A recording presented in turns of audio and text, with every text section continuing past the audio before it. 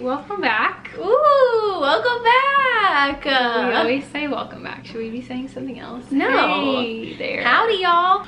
Today we're having another sit down. We're having another sit down, but it's gonna be a good one because Casey is doing a little... I mean, I don't know how good it's gonna be. No. But she's gonna be talking about her locks. Yes, I'm gonna be talking about my extensions in case you have ever thought about getting them or wanted them. I'll talk about like the cost, the upkeep, pros and cons, I guess. Yeah. Basically that. So Right let's get into it. Okay, so basically the kind that I have in my hair is sew-in hand-tied extensions. These are, there's like different kinds. You get tape-in, bead, or hand-tied. I have hand-tied, which means that I have wefts. Should I show them my weft? Yeah. I don't know if you can see, but this is like my weft in there. I have two wefts of hair. Yeah, like I have one row and then another row at the crown of my head.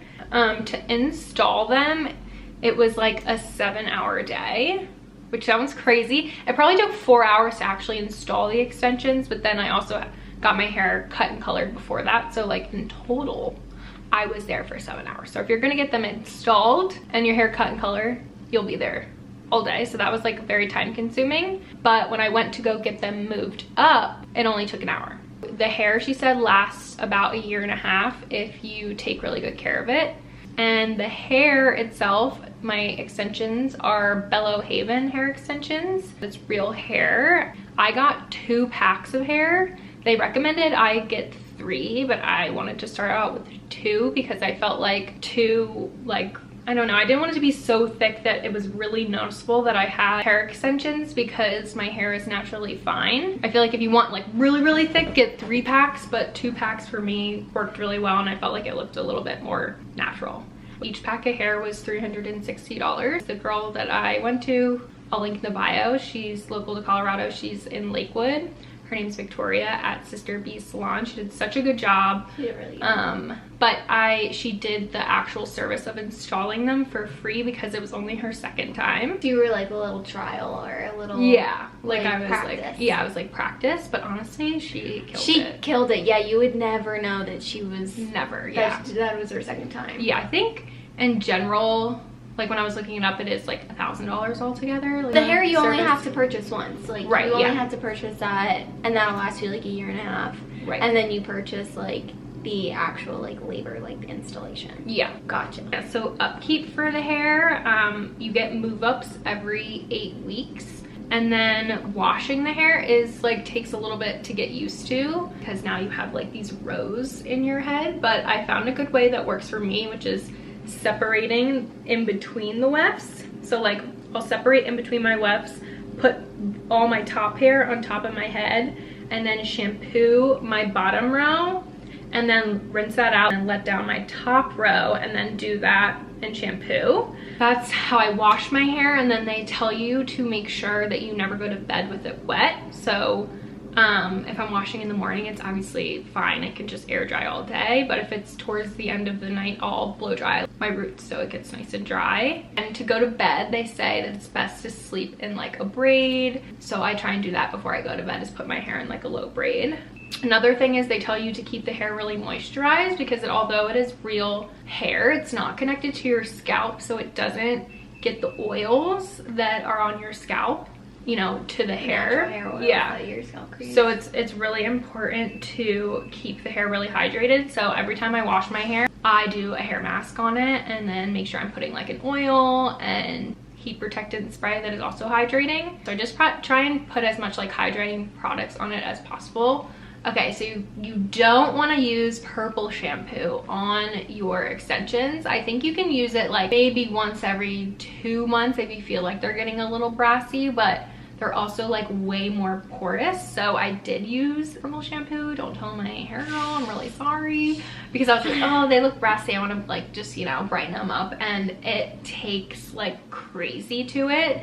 So like my hair was like gray, purpley. Wow. Yeah, so. Wait, I wonder if you take the purple shampoo and like dilute it. Oh yeah, you could definitely, like if you use like the tiniest bit and just diluted it. Yeah, that's a good idea. Next time I'll definitely do that, not just like go straight in with the go ham. Yeah. Also, I'm more mindful of my hair now. Like I want to try and take care of it to extend the life of the extensions. So I bought like a silk pillowcase. I have like a hair filter that I bought for my shower. You did? I did, yes. Definitely doing way more for my hair than I ever did when well, before you had really low maintenance hair case. Oh my gosh. Like very her low hair is maintenance, naturally straight. She can literally just shower, pop right out, and it looks like it's like done.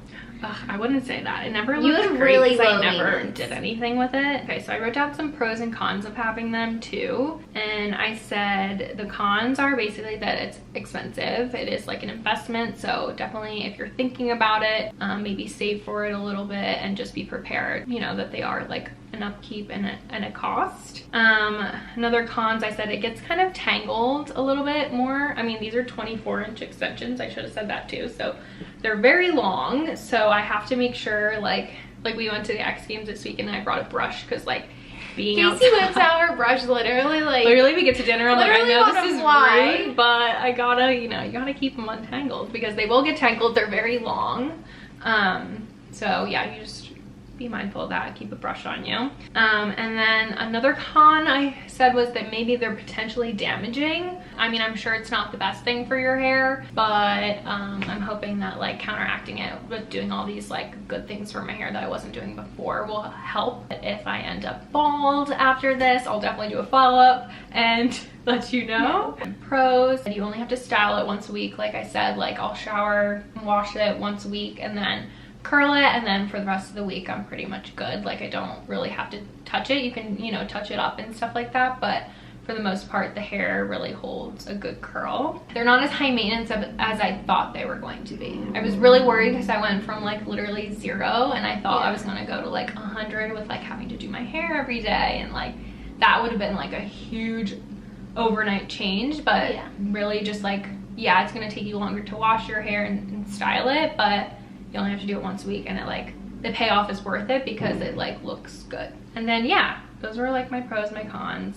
That's pretty much it. I really felt like I flew through that, but yeah, you're laying down work on that. Do you have any recommendations for people who are doing like research and finding their salon or finding their like extensions that? Yeah, that's a good point. I really do like this brand of hair. I've never done clip-ins or anything like that beforehand. It really does feel like real hair. Yeah, so I'm not like the most versed in extensions in general, but to me I feel like this looks really natural and feels really natural too.